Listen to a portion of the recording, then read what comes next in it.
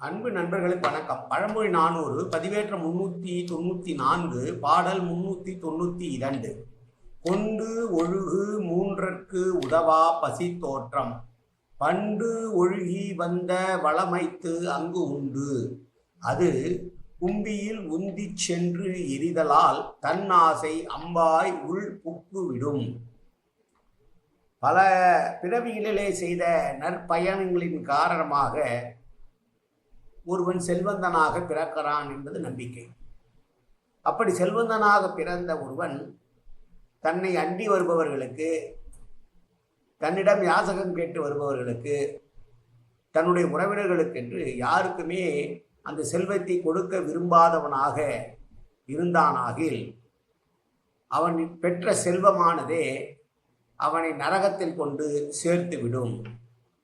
மற்றவர்களுக்கு கொடுக்கக்கூடாது என்கிற எண்ணம் ஒரு செல்வந்தனுக்கு இருக்குமேயானால் அதுவே அந்த எண்ணமே அம்பாக மாறி அவனுடைய ஆயுளை கெடுத்துவிடும். பிறருக்கு உதவி செய்ய மனம் இல்லாத அந்த ஆசையே ஒருவனை நரகத்துக்குள் அழுத்த வல்லது என்று சொல்லுகிற பாடல். பிறருக்கு உதவி செய்யக்கூடாது என்கிற எண்ணம் இருந்தாலே ஒருவன் அழிந்து போவான்.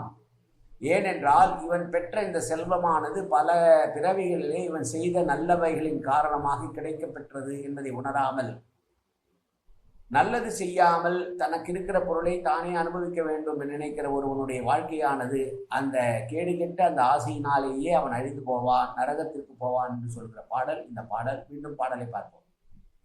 கொண்டு ஒழுகு மூன்றற்கு உதவா பசி தோற்றம் பண்டு ஒழுகி வந்த வளமைத்து அங்கு உண்டு அது கும்பியில் உந்திச் சென்று எரிதலால் தன்னாசை அம்பாய் உள் புக்குவிடும். நன்றி, வணக்கம்.